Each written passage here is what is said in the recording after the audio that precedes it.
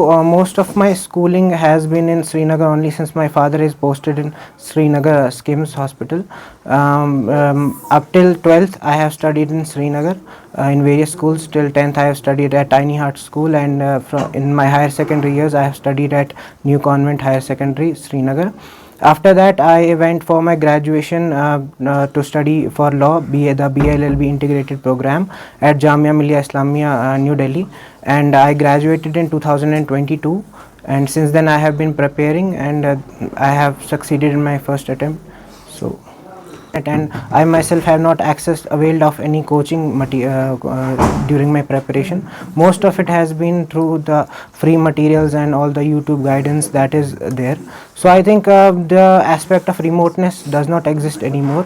But yet, if I may be of any service, if I may be able to inspire any aspirant. Hello and welcome. I'm Sajad and you're watching Kashmir News Service. I'm joined by a very special guest, Mohammed Haris, a UPS qualifier from a very far-flung area of Kupwara.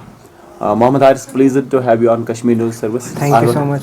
Yeah, very congrats from Kashmir News. I have a couple of things in my mind to ask you, but would like to begin by asking you that how has been this entire journey that you have qualified UPS, a proud moment for entire area and for your parents as well. So how would you read out this entire process, entire achievement? It has been amazing. I mean, it has involved a lot of hard work as well and a lot of isolation.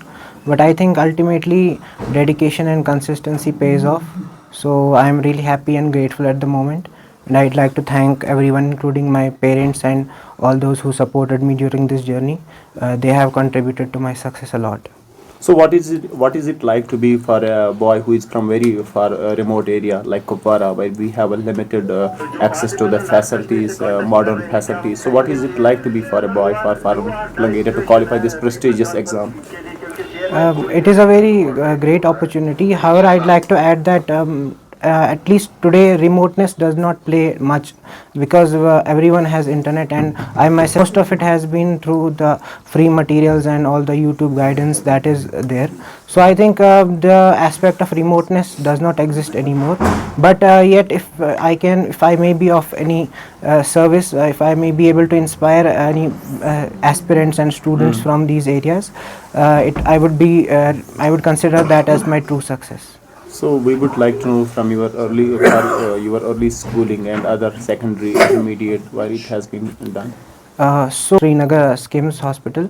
Up till 12th, I have studied in Srinagar in various schools. Till 10th, I have studied at Tiny Heart School, and in my higher secondary years, I have studied at New Convent Higher Secondary, Srinagar.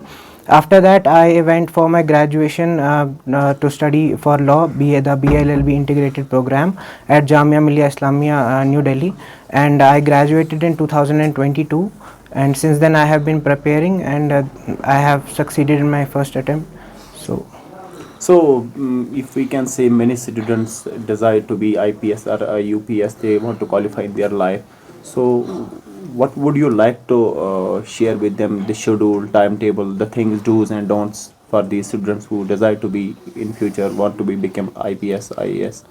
So first of all, I would say that early goal setting is very important in this regard, especially if you are willing to join this services from a very young age.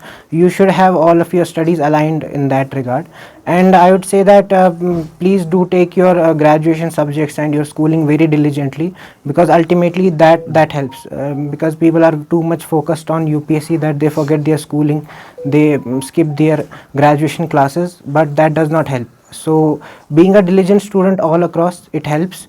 And I think consistency and per se the schedule is not important. I myself have not studied more than 7 hours a day. So but it depends really. If the exams are closed, then there is no time limit basically. So consistency matters, not the schedule. So your study was less than 70 hours? 7 hours per day, less than 7 hours. 7 hours. Yes. So I would also like to ask you, whenever you have any work or process, any project, you have to go through several different challenges. So in your case, what were the main challenges that you would like to share with the other aspirants? Because everyone has to face the challenge in life in any project. So what were the challenges in your case?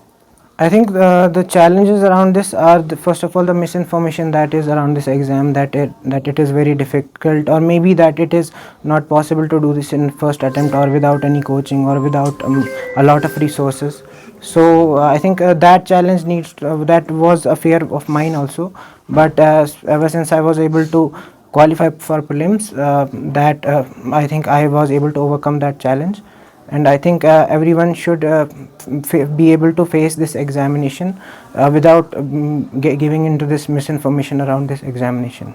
So definitely, it is a proud moment for entire area, for in area like this Kopara Mawar area, because we don't have much people from here who qualify IPS and other prestigious exams. So you have been just before minutes before told that just spend some days, some moments here for other aspirants who want to be IAS, IPS. Would you Yes, be doing so in future? definitely. I do visit here almost whenever I am here. I visit here almost every week, if not once every 2 weeks. I do visit here, and I will continue doing so. So I do plan on participating in the community in that regard. Are there any important things that you would like to point out for aspirants? Some few important points. A few important points I would like to point out here are that stick to the basic books, and do not test series. Test series are very important. Most of it is free, and part of it is paid, but not too expensive. So if you can avail that, if you are to spend any money, do spend that on test series. Those will be the key elements of your success. So, any message for people, for parents, everyone, since you have qualified this exam, because everyone wants you to listen. You have experience now because you have gone through this examination. So, any particular message? So the message that I'd like to send here is that one should listen to one's heart, should not give in to the peer pressure that is surrounding. If anyone wants to do good in any field, not necessarily UPSC, not necessarily medical or non-medical, one should have clarity in mind, and inshallah they'll definitely succeed. Thank you. So, this was the Muhammad Haris UPS qualifier. He said this early goal setting is very important if you want to qualify UPS exam. I'm Sajad, Kashmir News Service from Kopara.